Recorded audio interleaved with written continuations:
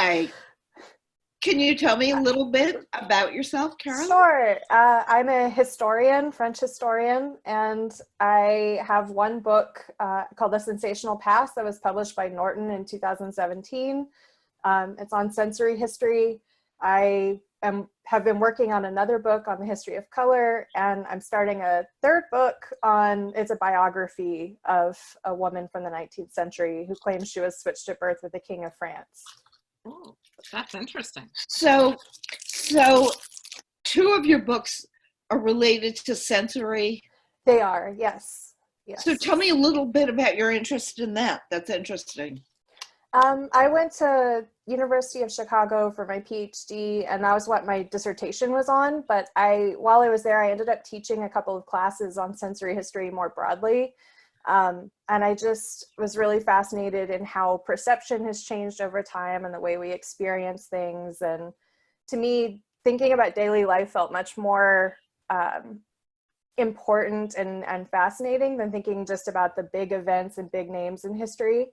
So the first book actually came out of my teaching. It was written for a general audience, not an academic one. And then from there, I just went down a rabbit hole of color and all kinds of other sensory stuff. I would love to talk to you on the side about your idea of perception and how it's changed over time. That just I'm listening with my Psychology Today ears, and that sounds really fascinating. So let's continue that conversation at some point. Sounds okay. Good. Yeah. Good. Topic for today. One of the things I did was I looked at Dwayne's essay on mentoring. And I don't know whether he wants me to talk about that or. Come on, I submitted it just in case there was, like nothing else going on or nobody else submitted anything, but I'm perfectly fine with it. Also, I changed it from what I sent to you. Oh, okay. So should I or shouldn't I discuss it? I don't mind. Even the unedited version is fine because, it might help somebody else out. Oh, okay. And it might help me out too. Okay, so Dwayne, I'm sure I know I've told you this before. I mean, I think you're a natural writer. You have a nice way of writing. There's a kindness that comes through. You have a nice tone. I like your pauses. I like the way you surprise the reader at sometimes in a nice, quiet way. I should have your piece on my desktop, but what comes to my mind is in the first third of your piece where you're talking about mentorship and how you've had these mentors. Your parents were your mentors, family were your mentors, teachers were your mentors, and then you sort of come to this little fork and you say, but supposing you didn't have that. Supposing you didn't have people who were like you. I just thought you did it in a very nice, quiet, effective way. You just kept me engaged. So I really like that. Thanks a lot. I appreciate that. When I walked away from reading the whole thing, and this doesn't detract from your ability to write, it's just, I was a little confused thematically. I wasn't quite sure thematically what you were saying, where you were going. I thought there were a couple of themes going. But I wasn't sure. And I therefore would love to see the next evolution. Of your essay. Okay, no problem. I mean, I actually had posted it, so it's available, and I can always send it to you as well. Sure, just shoot it to me, and I'll be happy to take a look. Okay. So, the world's open to questions. Stump the editor. Silence. Is there any topic right now with everything going on that's off the table that you just really should avoid writing about and putting out there? Gosh, I mean, are you talking about, I mean, I can only speak really in terms of blogs or articles. Is there anything that's just overdone right now that is sort of old? Is there anything that you would say, you know what, don't pursue that topic? Well, I would say that if you're writing about the anxiety of coronavirus, please have something new to say, because I've read hundreds of blog posts on the topic, and I've mined them for information, and the yield of information per blog post it's really low. And I think it's addresses the collectively it addresses the great degree of anxiety that exists out there, but it isn't telling anybody anything new or actionable. And then when you get to what can you do, which they all seem to do at some point, I mean, you know, how many times can you read, take a deep breath and meditate? I mean, it's just all the same.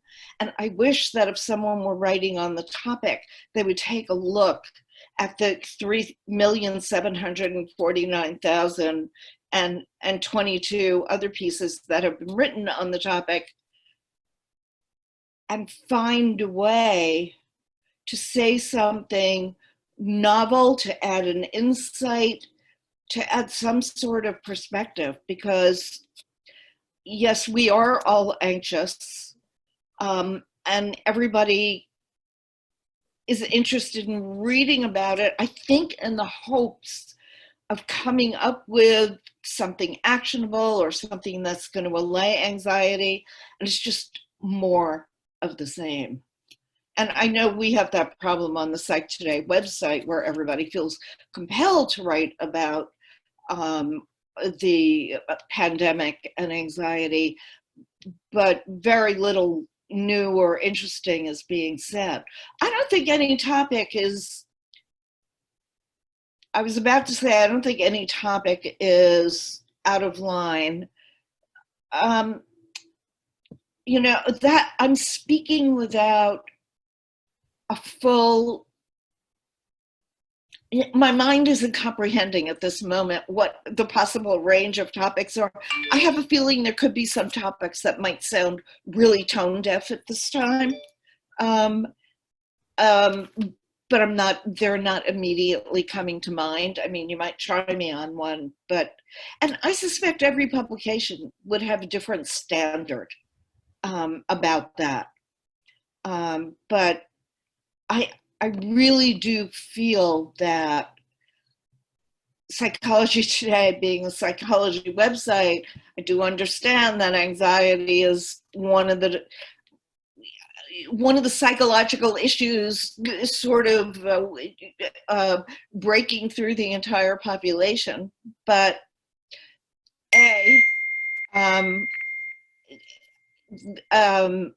people do really have an interest in other topics. Hara, I have a question related to anxiety. Yeah. If I could, related to writing and anxiety. Sure.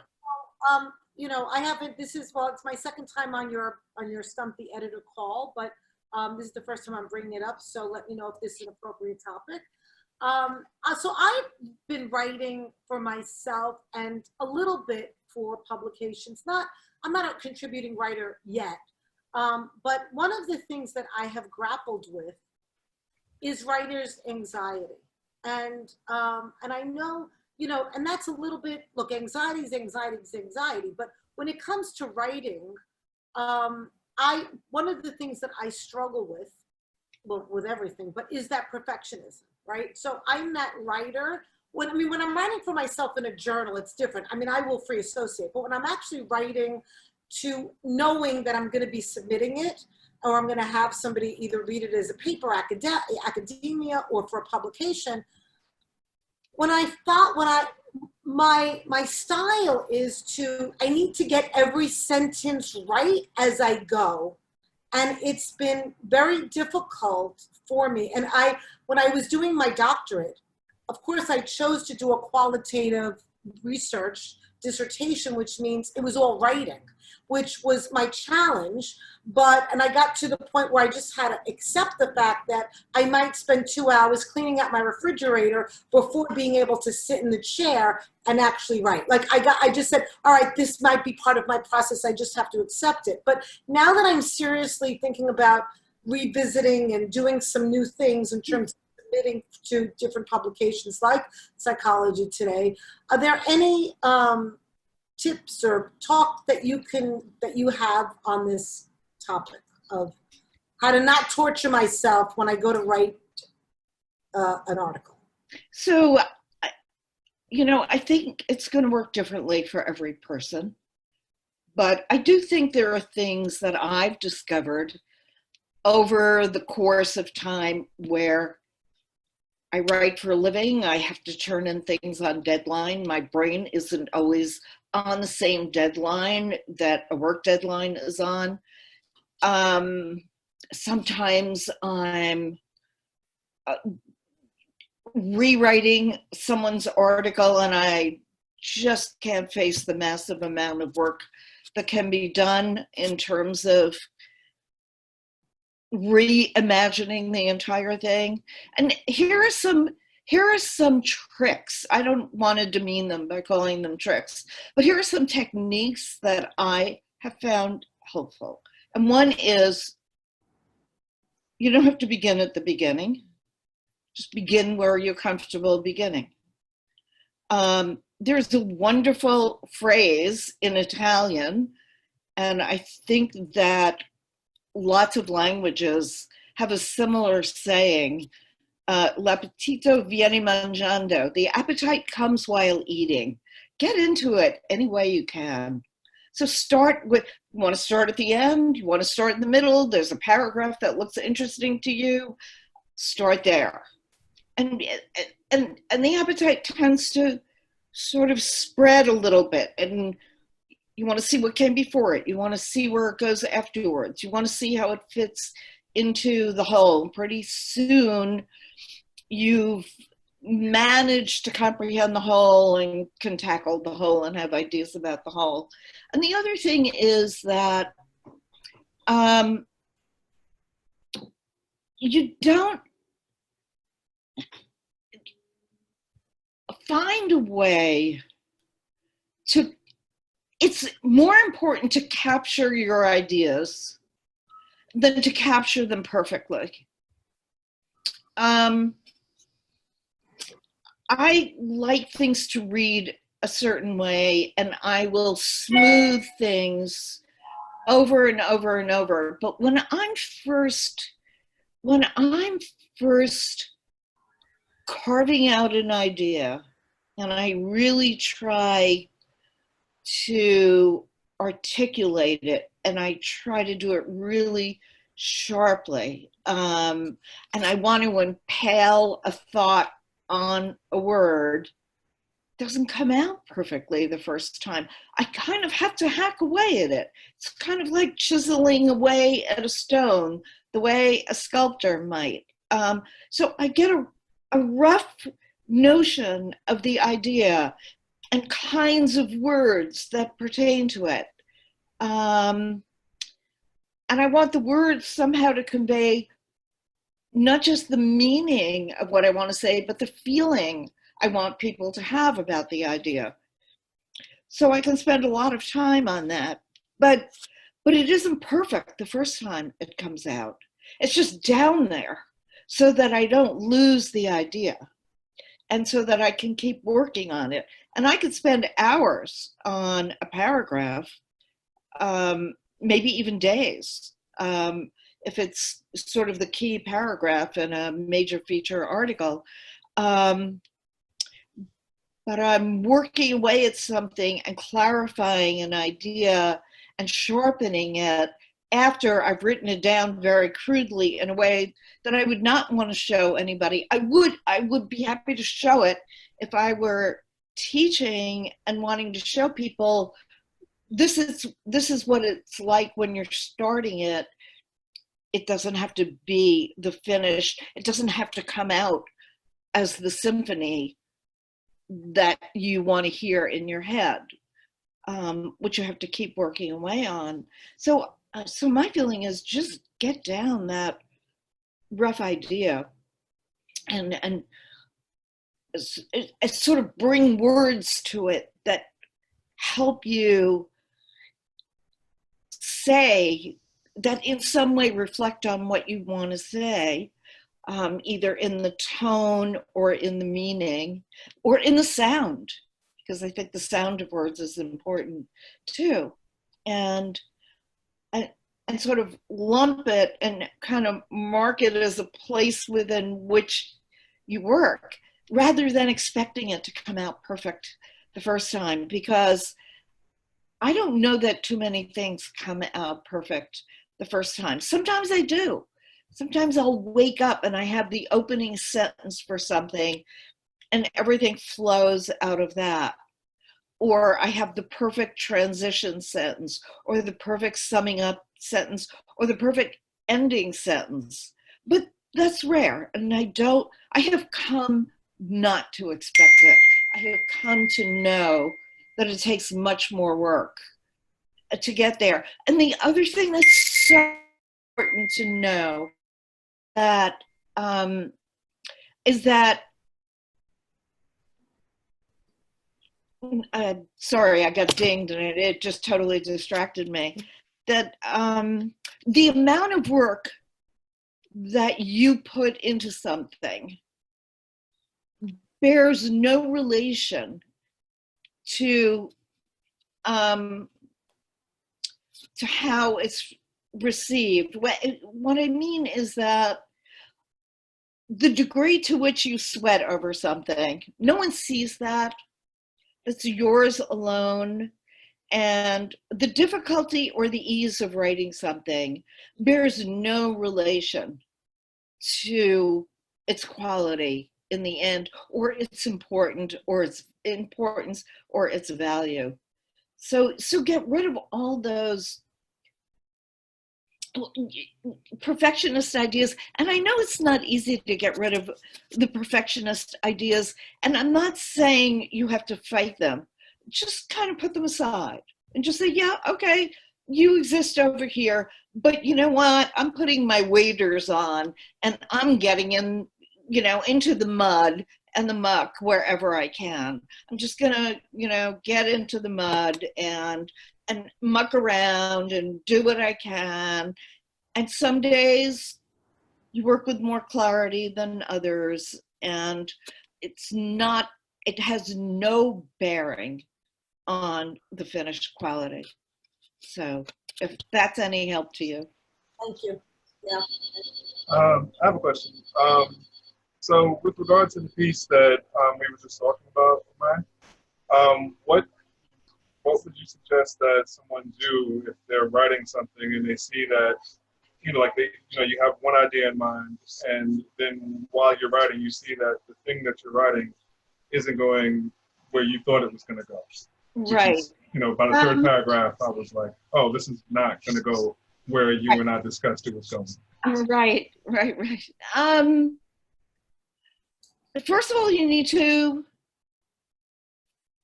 continue writing and see where it goes. And then I think you need to look it over and then say, okay, what do I want to say in this piece? And it's not that the information or the writing that's off topic doesn't belong somewhere. It may not belong there, but that doesn't mean it doesn't have value for another piece. It may be that something you're writing really is of two minds, and that you have two important things to say, and you may want to split it into two things, each one a little sprint on a particular topic, or you may want to find a way to combine them gracefully. And I can't give you a recipe for that, except to say that you can somehow set out in the beginning to cue the reader into this is a collection of ideas about mentorship rather than, okay, it's going down this path and then whoops, takes a turn here. And even though it's still well written, kind of goes into another idea about the topic than it started out with. So, I mean, they can be handled in one piece. It would just depend on how you want to, you have to have something that relates them, and you need to cue somewhere in the beginning that it isn't going to be just about the one thing that you're starting out with, or you can decide to make it two separate things.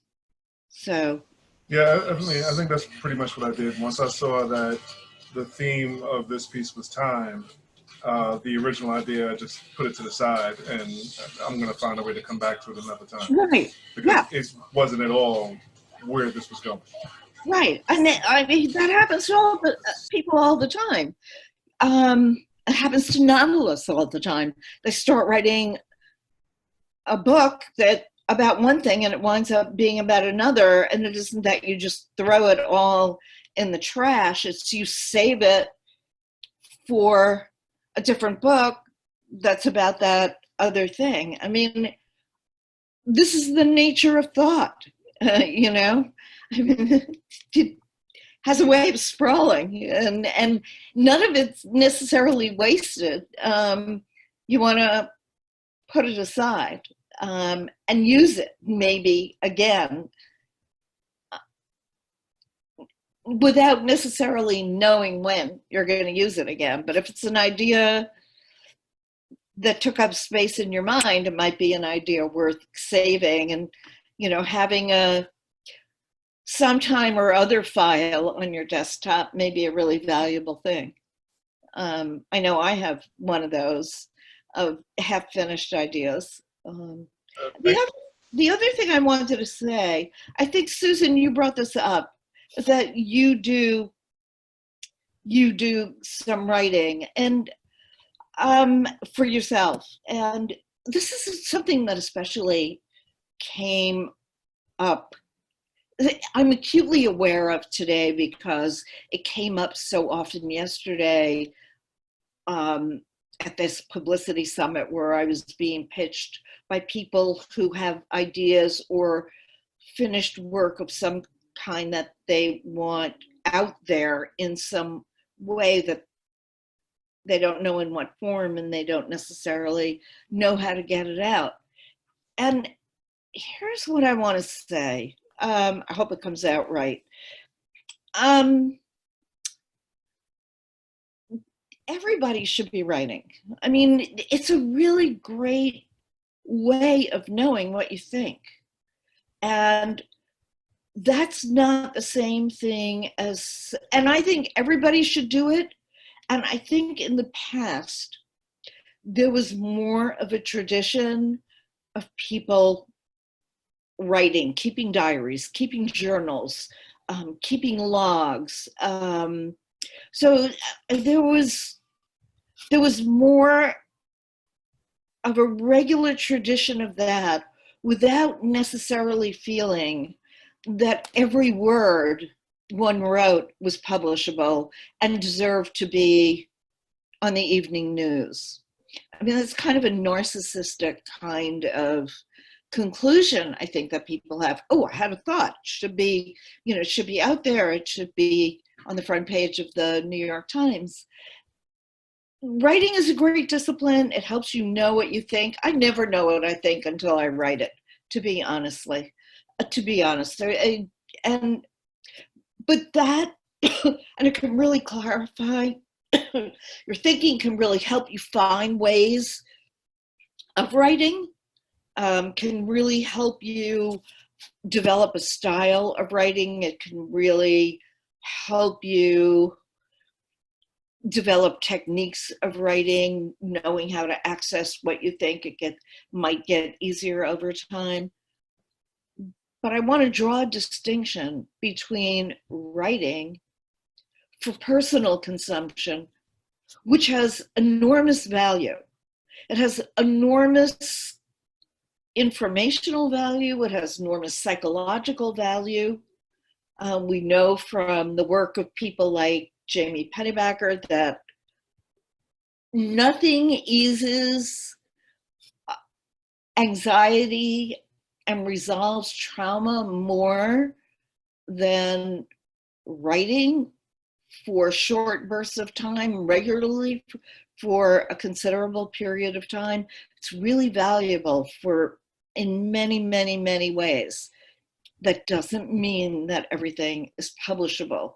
But then again, to say that not everything is publishable isn't saying that all that writing doesn't have value. It has enormous value, but it doesn't all have value to the public. I can't tell you how many times I get stories from people who, Debbie, you'll really be interested in this, and Susan too, as psychologists. I get stories from people who have discovered their own cure for depression. And I try to tell, and they want to write about it to the world. And of course, the world already knows about it. And that doesn't diminish the value of what they've done for themselves. But if they were to look, they would see that that information is already out there. I'm happy they found it for themselves. I'm happy they discovered it for themselves. It has enormous personal value, but that doesn't mean it also has enormous public value. And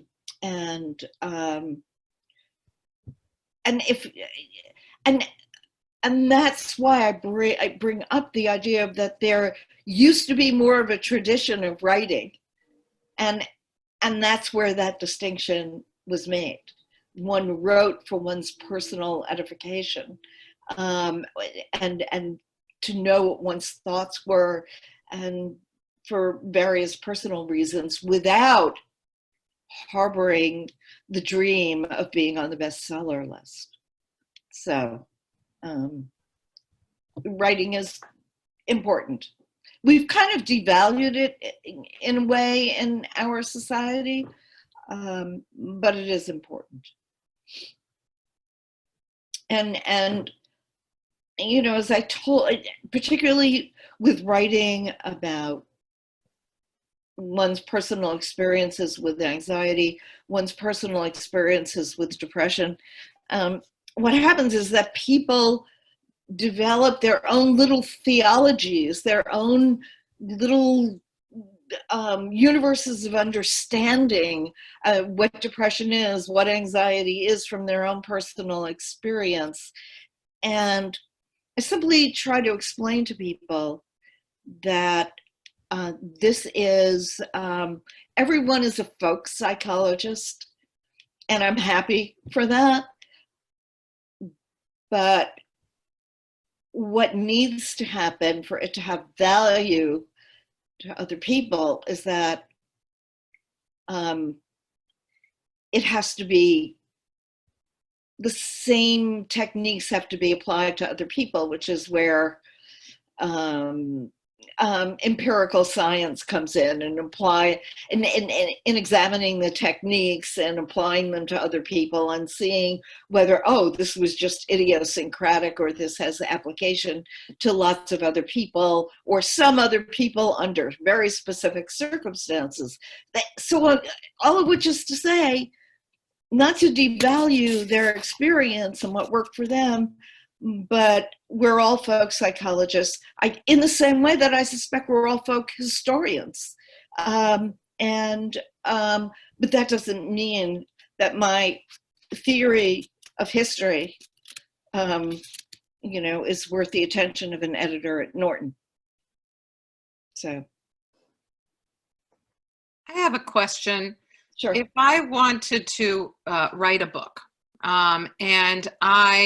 what's the best avenue that you would suggest? Is it better to have the book written, or is it better to have just a pitch done if you're going to put it out there?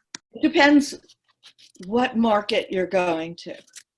Okay, the academic market in general, you write your book and then submit it to a publisher. trade publishing, going to the consumer, usually you develop a pitch, you acquire an agent, and your agent submits it to a publisher, unless you happen to have a personal relationship with a trade publisher. And most editors at major publishing houses do not look at material unless it comes through an agent. And I mean, there are many ways to see that, but it could be argued that agents are performing a very valuable screening process. I mean, every agent is always looking for the next talented author, and either wants to see the idea out there or make money off something that they think is saleable. So with all its imperfections, that is the channel for producing a book. These days, there's a lot of self-publishing because it's much easier than it used to be. There's print on demand, and people will publish their own book. We've been talking to Mark Hirschberg, who's publishing his own book. And we've seen we've actually talked about some of the pros and cons of doing.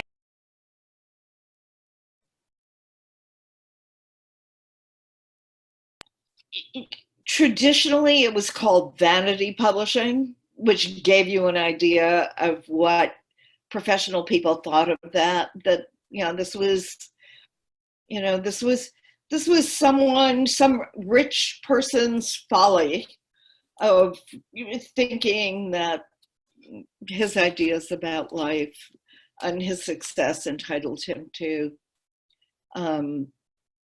produce a book, whether for clients or for grandchildren or just out there for posterity in some way, and long known as vanity publishing.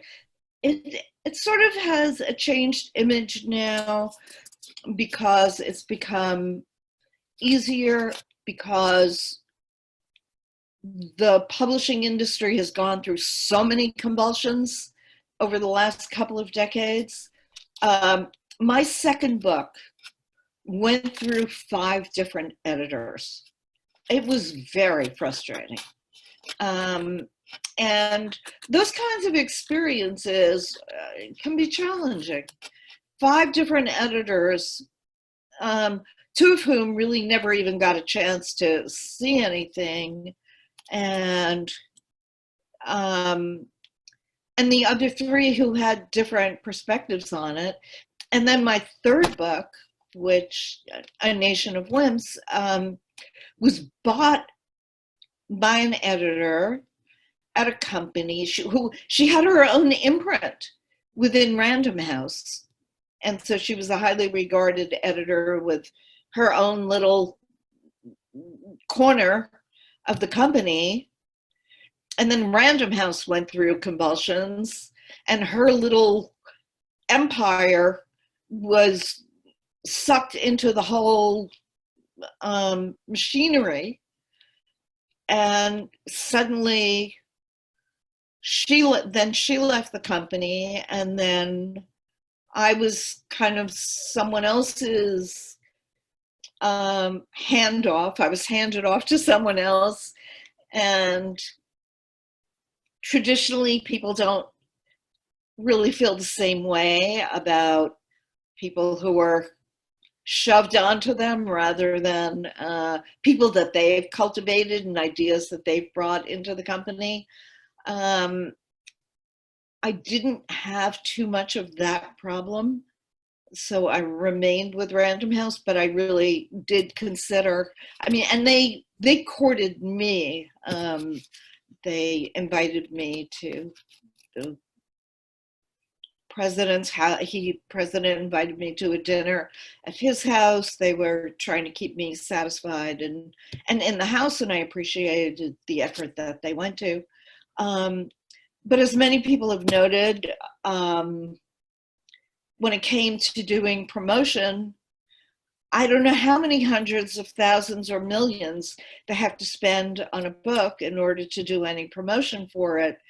And so I could see lots of writers concluding, well, if they're not going to do anything for it, why don't I just publish it myself and distribute it through my own channels and hire a publicist? And so there are lots of elements that are part of the calculus on this, and it's really changed the face of self-publishing, which is no longer called vanity publishing, but self-publishing.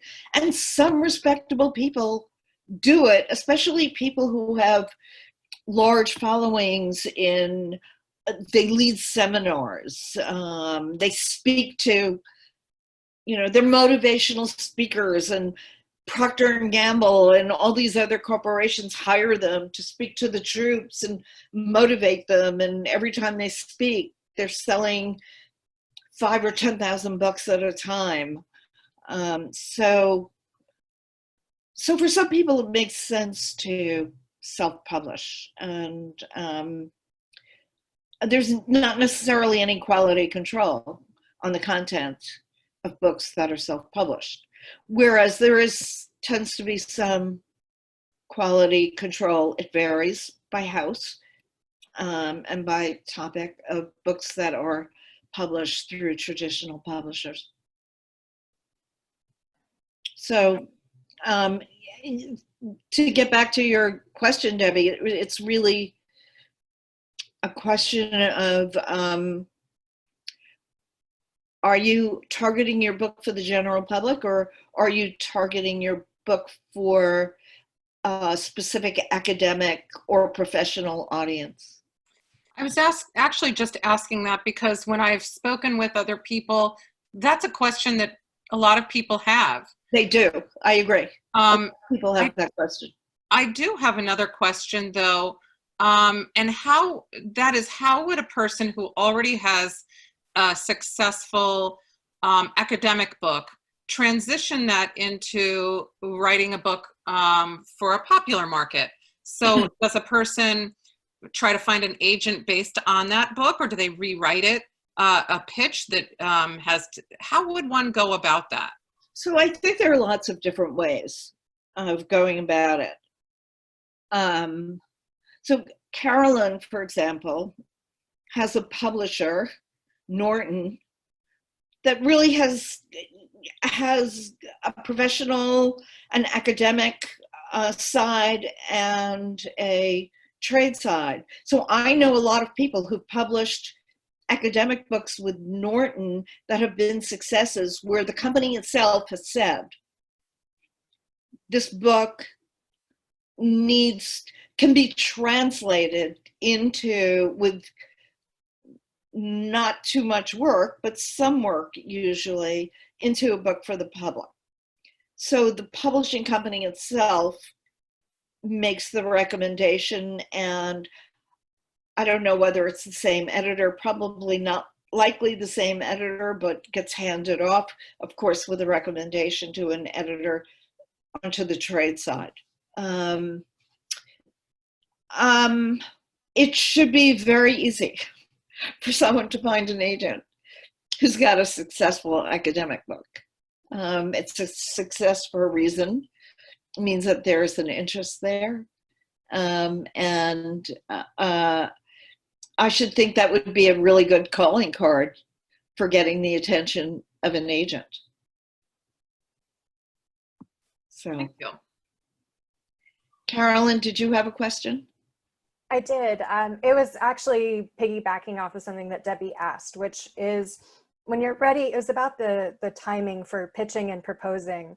And I know for nonfiction books, having written proposals, I have to submit sample chapters, but you don't want to research and write the whole book.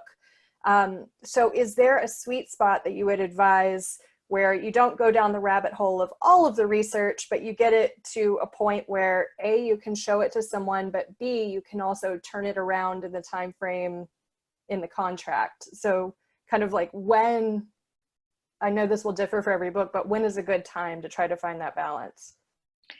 I'm probably not going to be of tremendous help to you on that because in my experiences at BAT, I've always had a rich lore of feature articles, let's say one of them even at 10,000 words, that became the sample writing. And even though that article became the core of a book and much of that 10,000 word article was dispersed into different chapters, it didn't require me. I've never done an entire sample chapter. What I've been able to do is write and you don't always have to do a sample chapter. Not everybody requires a sample chapter. It will depend on an editor's confidence or an agent's confidence in your ability to articulate what the chapter is about, let's say in a couple of paragraphs. And then what I've always done is I've articulated it in a couple of paragraphs, what it's about, how it relates to the general topic of the book as a whole, how it advances the argument, and bullet points, the M16 approach, bullet points of what's going to be covered in this chapter. Quick and dirty, thought out, but clearly thought out. And does lots of stuff get rearranged? Does stuff from one chapter get moved into another in the final doing? Of course. But I've never been in the position where I've had to write a sample chapter. And I know lots of people who have not, and I know people who have. And I think it just depends on the confidence that someone has in the writer's ability to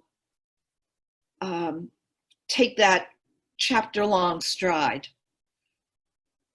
But I think that if the book is a good idea, if the idea of each chapter is articulated well and that chapter has kind of distinct boundaries and it explains how the information in that chapter relates to the entire theme and moves the thinking forward, I don't necessarily think that a sample chapter is going to be required, especially if you have enough other work that they can look at, which you would include along with, or links to, along with a proposal. Thanks. That's actually really helpful because, basing subsequent proposals on the first one, but obviously your first book and your first pitch is very different from second, third, etc. So knowing that evolution is really helpful. Thanks. Yeah. More?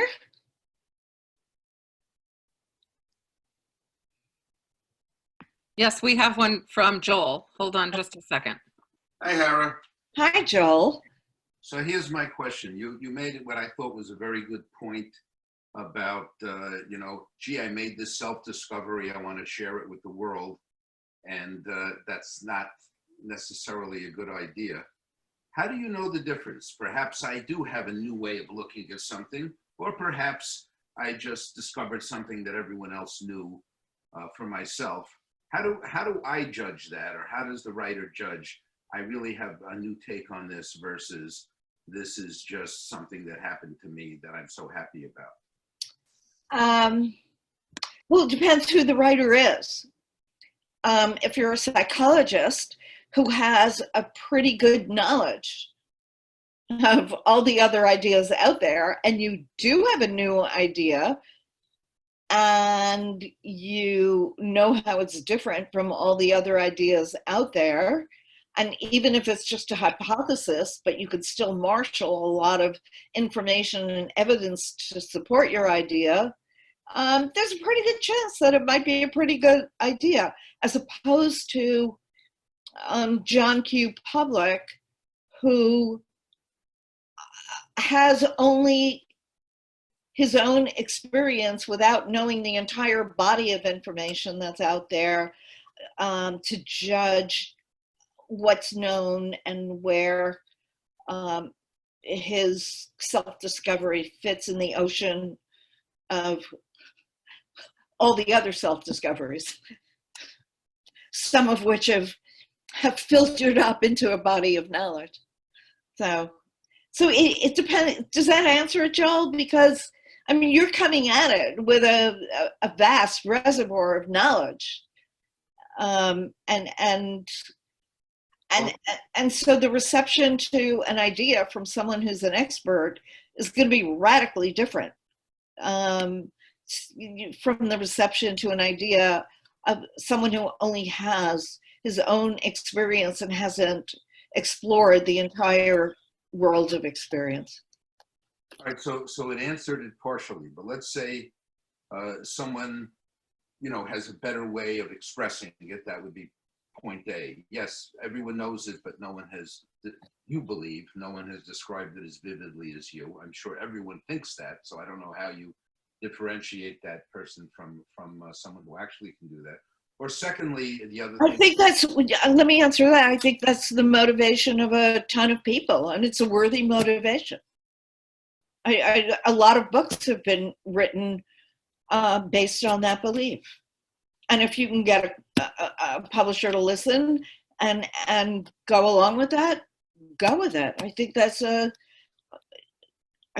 fine point. Look at, there've been, how many books have there been on anxiety? Or, you know, I mean, if you can say something really well, better than other people have said, and that articulation brings new clarity and hopefully some new insight, fine. I think people are always epidemic because there are kinds of loss that get disenfranchised under normal circumstances. I mean, I think that I'm giving away my punchline here, but we live in a country where under the best of circumstances, grief is often disenfranchised because we want to be happy all the time, but loss happens all the time, and we know that whenever we open up the topic of loss in a way, people respond really deeply, as if something is leaking out, something they need to glom onto it for some reason, and so it's something I've thought about. I've experienced a lot of loss. And so I have some experience from the inside, although I'm not writing this from the first person, but that's informed the kinds of questions I can ask. And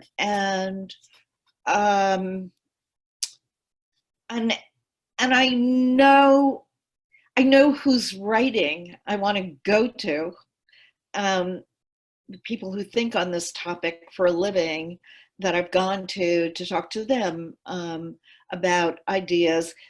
And the pandemic has really opened so many other veins of loss and so many different ways that that even traditional concrete loss can be disenfranchised at this time.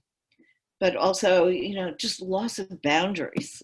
I mean, I'm feeling that so acutely in the past 4 or 5 days, where everything at work bleeds into everything at home, and I'm really seriously missing a sense of boundary that I need, that helps me contain myself. So that's one thing. And just, of course, everybody has lost certainty. We don't all handle it the same way.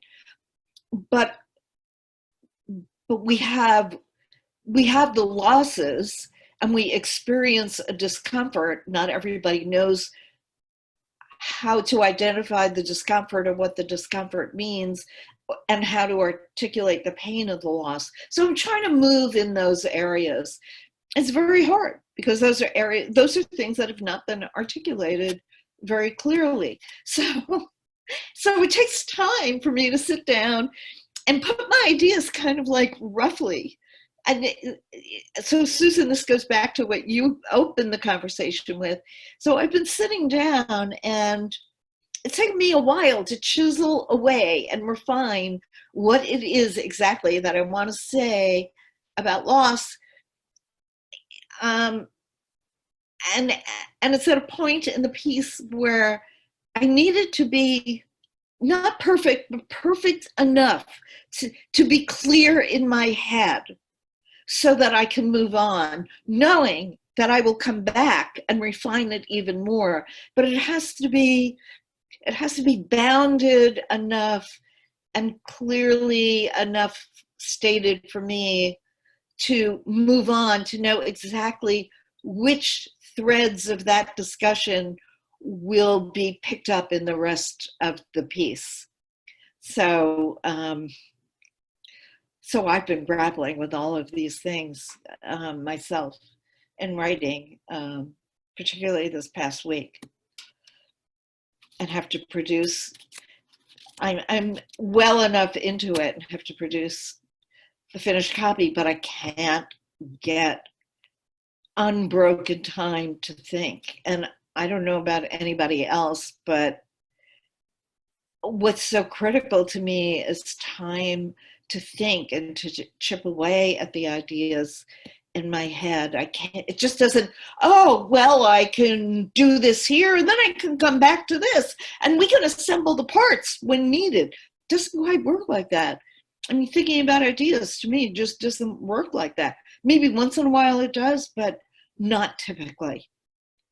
So I've been kind of struggling a bit. I'll get through it. Susan, I'm not hearing you. Your sound is muted. Yeah, I'm sorry, I'm muted. I'm sorry. Okay, so it's interesting because I've been talking this past week a lot about rituals. And as you were saying about things bleeding into each other, and boundaries being lost, one of the things that's happened for all of us is that our usual we've lost our rituals, right? Yeah. You've lost a ritual to like go to work, to be on the train, that transition or however you get to work. And the ritual of, we talked a little bit about this, about closing the door. And, somebody was recently talking about how important it is for therapists to have that transition and to ritual like, okay, I'm done with work, family. Now let's, hello. And like, I'm thinking a ritual for done with work. I'm never done with work. I've been working around the clock. And so it really reminded me of like how important that differentiation is, even more so when we're in the same space and not going, yeah. Especially people who are used to working outside of their home. Right. So, and I think, I was just thinking about the whole loss and the loss of ritual, which there's so many losses. I mean, and depending on how you work and how you conduct all the other areas of your life, the losses are going to vary from person to person, but I can say with absolute certainty that everybody is experiencing some losses of some kinds, whether or not they can identify them, and whether or not, even if they can identify them, whether they can articulate what the feeling is that they have. Some people just get a feeling of discomfort and they don't know what to do with it, so they go march on a state house. But I think all of us have lost some things, if not just our general freedom, which is what happens sometimes when you get an alien invader, like a novel virus. So. Hara, maybe I'll write a piece on a ritual. I'll see if it, because I've been thinking a lot about the ritual piece. So maybe I'll put something together. Yeah. That comes out. For me, a ritual is just, I like getting dressed up for work. I like putting on certain kinds of clothes that are not sweatpants. I don't even own sweatpants. Okay, true confession. I bought a pair of sweatpants because I thought that would be comfortable to sit in. And I hate them. I feel like a slob in them. I'm not saying other people can't wear them and feel good in them, but the ritual for me is I like feeling, like more, pulled together here. And that pulls my brain together. That's my ritual. I've invested those activities with a certain kind of meaning, a certain kind of mindset. Different for everybody, but that's mine. And I'm missing that ritual. I decide I'm wearing, just so that you know, I'm not wearing sweatpants. I'm wearing a linen dress. I am wearing something that requires ironing. I mean, it's like, okay, do I really want to iron something while I'm in confinement?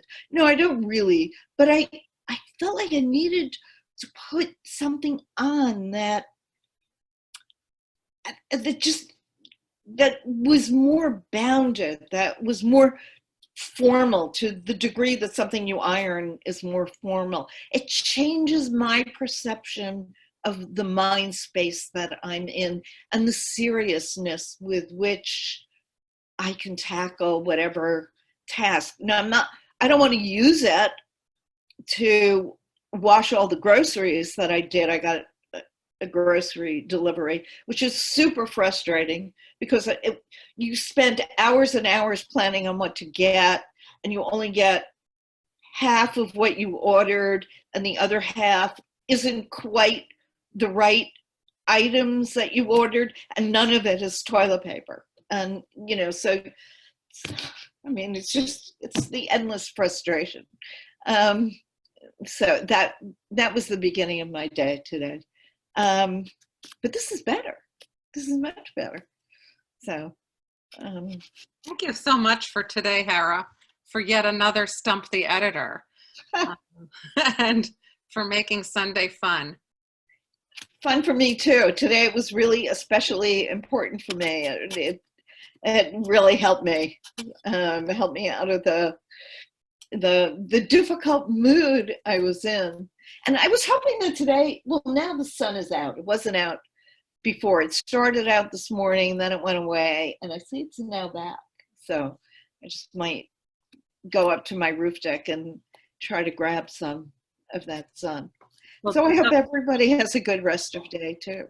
Me too. And just a reminder, we're back here again same time next week. If you have questions for Hara, do send them to me. Please send them to Hara or to info@mentorproject.org, or post it on the Facebook page, The Mentor Project, and Hara can answer your specific questions. She can comment on your specific writing that you have. So please don't hesitate to send something in for her to read live. Great. Thank you. Thank you. Thank you.